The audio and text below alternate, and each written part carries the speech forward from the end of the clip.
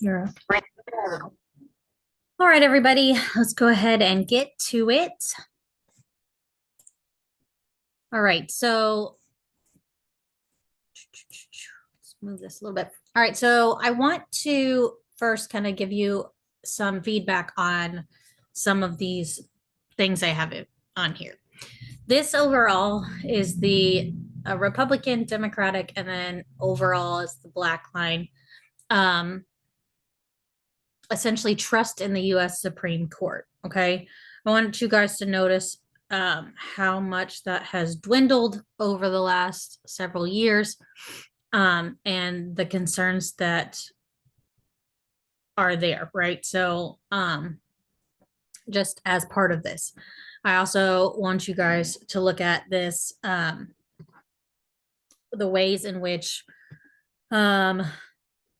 drug related laws have impacted people of color and the ways in which they have not significantly impacted white persons. And again, that's going to come down to essentially who we label as drug users, who are perceived as drug users, who are arrested as drug users, who have the lawyers to get out of it, even if they were, who are considered just kids having fun, et cetera, et cetera. These right here are going to be the ways in which pretrial detainees work. So essentially, whether or not you sit in as having been able to get bond and get to sit at your house or do your regular life things versus essentially whether or not you're going to be jailed. And so you're going to see an overwhelming percentage of black and brown bodies, particularly sitting in this category. And a lot of that's going to be due to economic injustices and also racial bias when it comes to who is allowed to even acquire bonds or get out in that capacity. So a lifetime likelihood of imprisonment is down here. So something I want you to notice is that for white women, it is 1 in 111. Okay, so this is going to be your status that is going to be within this chart, least likely to be imprisoned versus all the way up here where you see black men, it's going to be 1 in 3. So really having that conversation. I think 1 in 111 is way too damn high. So 1 in 3 is just astronomically too high, because that is a level of inability to get to partake in society that is inconsistent with what is said to be one of our main core tenets of freedom. So having that conversation is a much bigger conversation. And we're going to get into mass incarceration a little bit in a minute. But first, let's talk about the criminal justice system in general. Some things from your book. So plea bargaining is something that is happening a lot. So bonds versus in jail time and that being linked to economic hardships, and we kind of got into that as that has racial connotations, as well as any other kind of marginalized status.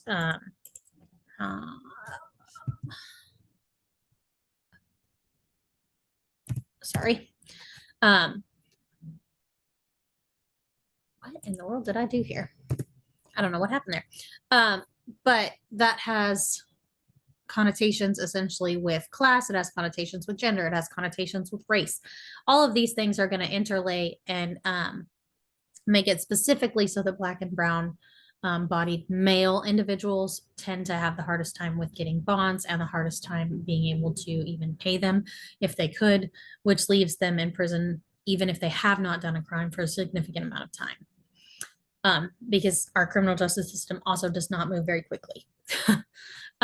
Encouragement of plea bargaining is really, really, really popular to stint that long time waiting in the judicial system, but also because those things move fairly quickly and are controlled in a much bigger way. There's a lot of threatening longer sentences from prosecutors if they don't sign a plea which also usually, which is also a plea of guilty. And is so if they do not essentially consent to signing a document saying that they're guilty, they're likely to spend a much longer period of time in prison. And again, those with economic um, disadvantages are going to really need to get back into work, need to do those kinds of things. So they're much more likely to sign the plea. Also, people who are in marginalized statuses understand that a judicial system does not work for them, and that there are inherent problems with it. And those particular um, problems are going to create a much more likelihood that they're going to face more severe consequences if they don't take a plea bargain, which is concerning. History, again, impacts sentencing in a number of ways, but mostly our racial dynamics in this country have impacted the way in which we police bodies, who we police, how we police them, for what crimes we police them, etc. There is a just staggering number of arrests being made, and the fact that primarily those are on marginalized populations is extremely concerning. There's obvious bias in the system, right? There's obvious bias within the judicial system as a whole. This has been well documented, despite what your book says. Sociology has been well documenting the bias in the judicial system for decades, and have been writing and been responding with critical critiques for an extended period of time. There's an entire field of sociology related to criminal sociology. Unfortunately, it started as a very white demographic, a very white male perspective, but it is growing in its perspective and its critical examinations. And because of that, you see a lot more critiques of the judicial system and a lot less just taking it as it stands. There's also this idea that is put forth within your book called the assembly line justice. And again, this is getting people to pleading guilty and avoiding trials, making sure that plea deals are part of this, and the public defense attorneys not really wanting to generally get to courts, right? They want to expedite the process. We want that streamlined situation so that we spend less taxpayer money, supposedly, and or because getting juries is hard, jury selection is hard, and the more we see court cases, the more we're going to have to deal with the biases that are built into the court system. Recidivism, and then we've got some more of this over here, but is previously convicted persons who are then convicted for another crime. You have higher chances for those who have spent time in prison versus those who have just been in jails. The average prisoner commits 4 crimes to every 1 arrest. And then over here, what are ways to kind of curb that? And this is really a big topic within criminal justice reform. Is it really is jailing really the best way in which to curb crime? Is our system built on reform? The answer is a resounding no. Is our prison or arrest motive to stop crime? Theoretically, yes, but we have well documented that this particular thing does not work as a deterrent or as a reform. Our criminal justice system is not set up for those things. It is more likely to be set up for punishment and to disconnect and disenfranchise certain groups from being part of our political and societal processes. However, we do know that things that do help with recidivism rates are, again, education. Education is huge for every social problem we have. Education is a big part of the solution.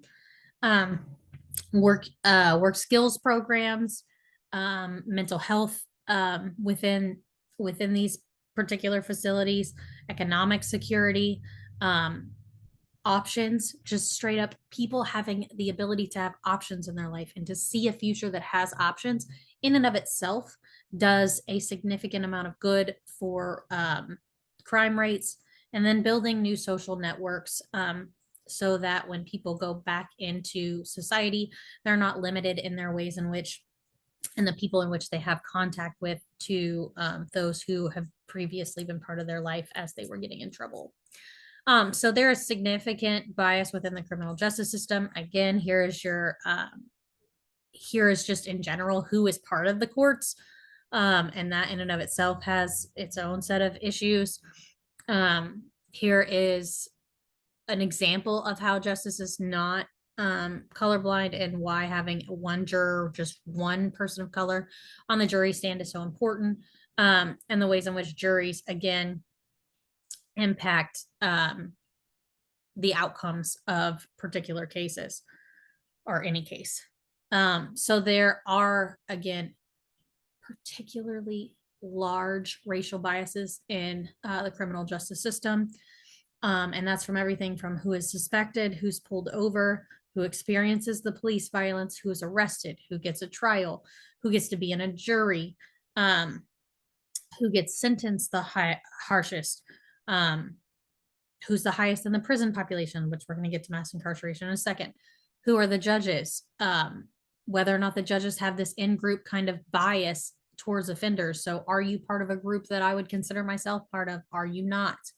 Labeling theory as related to racial bias, right? So if you label somebody as a criminal based on any kind of identity, and that identity is present, then you're going to automatically have assumptions that are going to be labeled on that person prior to any kind of evidence or otherwise.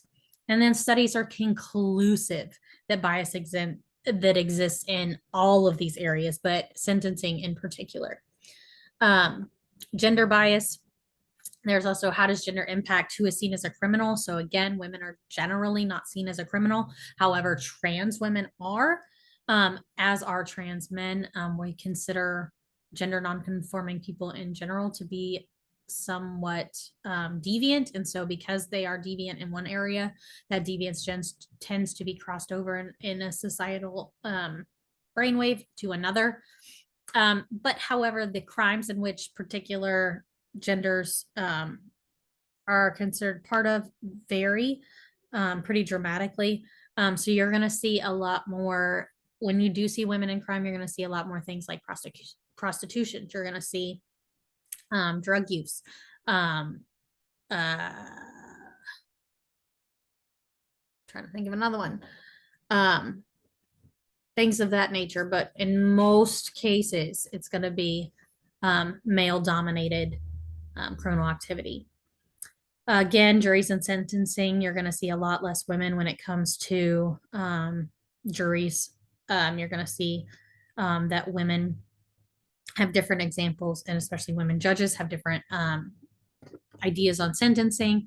You're going to see also a lot of juries that have women on her that are selected for their juries to be crimes related to family, crimes related to gender-based crimes, human trafficking crimes, things where it is very clear that the jurors are being chosen to convict and to particularly have harsher sentencing. And then LGBTQ plus persons are generally, again, also all of those things above. When you have a racial identity that is marginalized and also are an LGBTQ plus person, the likelihood that harm happens to you in a number of these sentences are a number of these parts of the criminal justice system extensively goes up. And so there's also that. Class impacts who you know. It impacts who you can afford when it comes to attorneys and legal, and just being able to pay for legal fees. It determines what you are in for generally, like, again, what crimes are committed. We talked about white crimes versus some of the other organizations and some of the other kinds of crimes. So you're going to see a lot more gang activity, a lot more things of that nature. Now, there are things across crimes that happen across class. things like domestic violence and rape. However, they are treated very differently depending on the class you are in. And then again, education and being able to know your rights is going to be different for individuals depending on the class status that you have. All right, so the death penalty. History of the death penalty from 1908 to 1968, it was really up to the judge. In 1977, it became up to the state. Here are your current, no, just kidding. Here are your current states. In green where it's legal, in blue is where it's illegal, and in orange is where it's legal, but it has some kind of moratorium in place. So essentially either how many can happen or the ways in which it has to happen, or et cetera, et cetera. Here are the exonerated cases that have happened by state for those on death row. And this is up into, I think, let me see, 2022. And here's exonerations by race. So this is, again, same group, but different statuses. This is where they're from. This is the overwhelming disproportionate rate in which we criminalized free or not free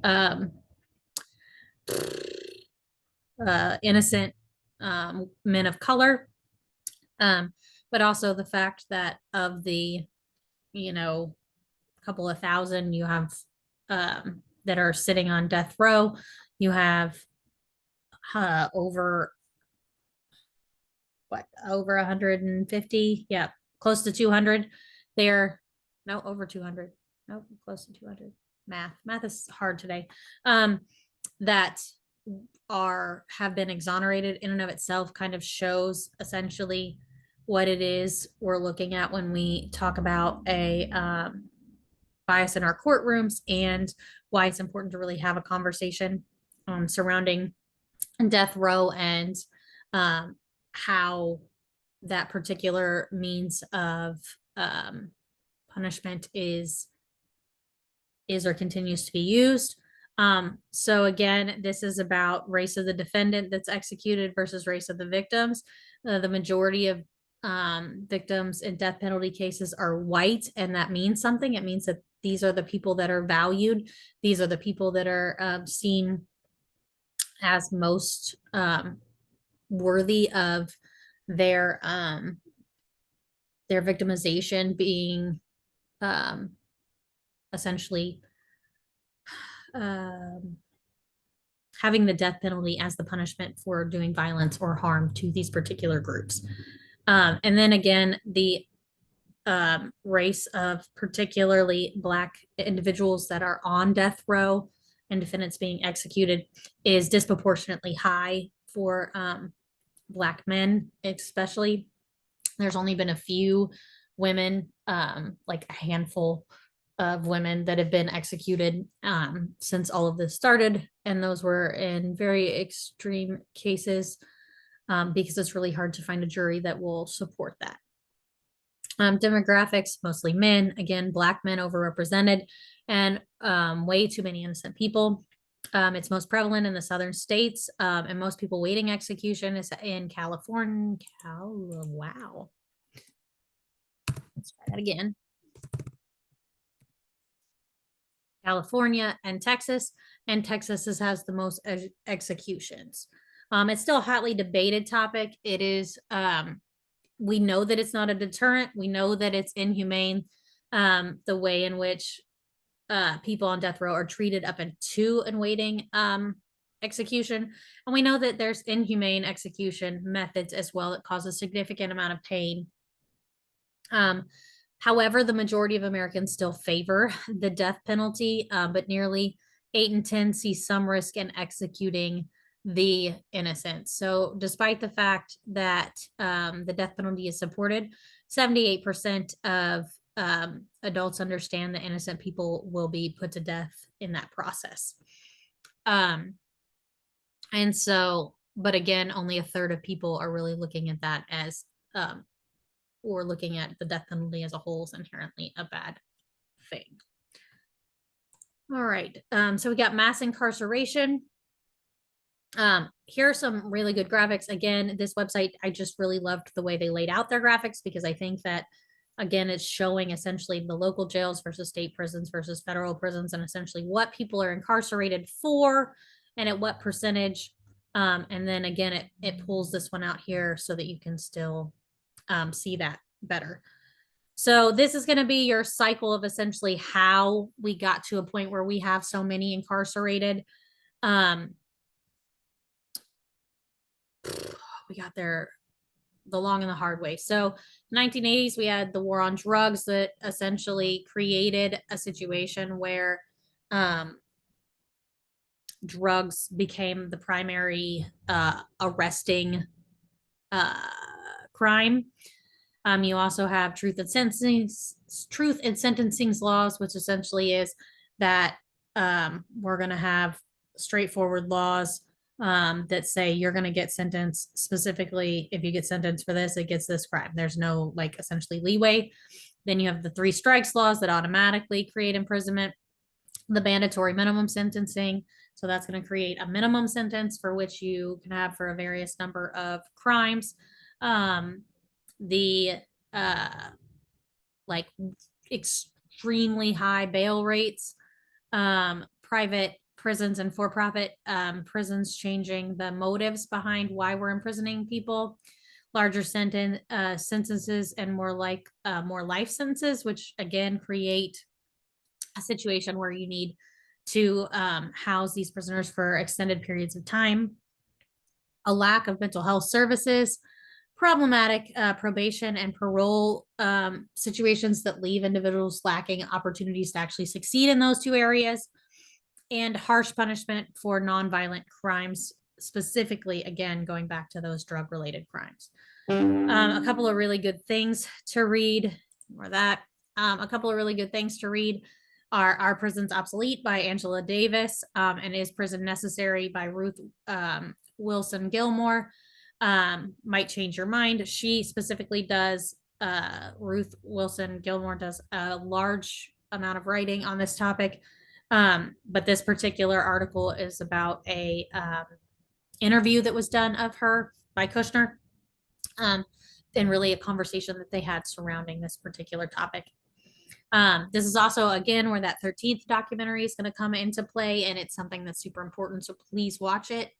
Mass incarceration has historical roots, right? It's going to come down to the fact that post-slavery, well, even prior to slavery, the policing force in the South especially was geared towards bringing slaves back to slave owners. And that particular capacity switched over to imprisoning essentially impoverished areas, which were typically people of color, for crimes that were committed in order to maintain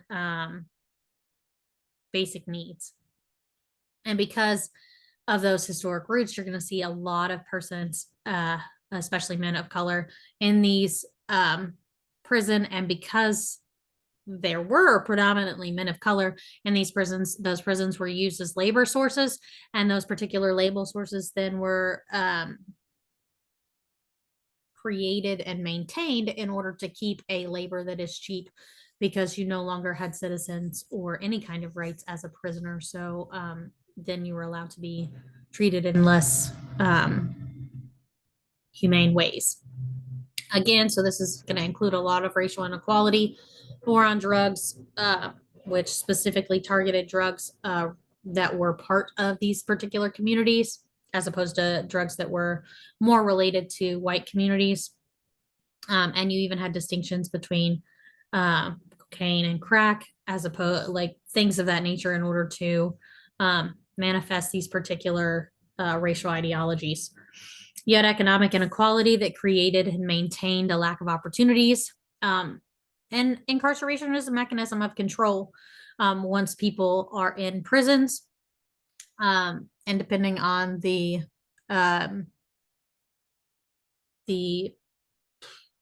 crime in which you, whether it's a felony or a misdemeanor, you're going to have, it's going to limit your ability to be part of the political process, which is going to limit your ability to have a say on this process, which then creates a mechanism of control that is much larger than just controlling bodies as part of a locked up group, but also you're going to control entire communities that do not have those bodies to contribute economically, to contribute politically, et cetera, et cetera.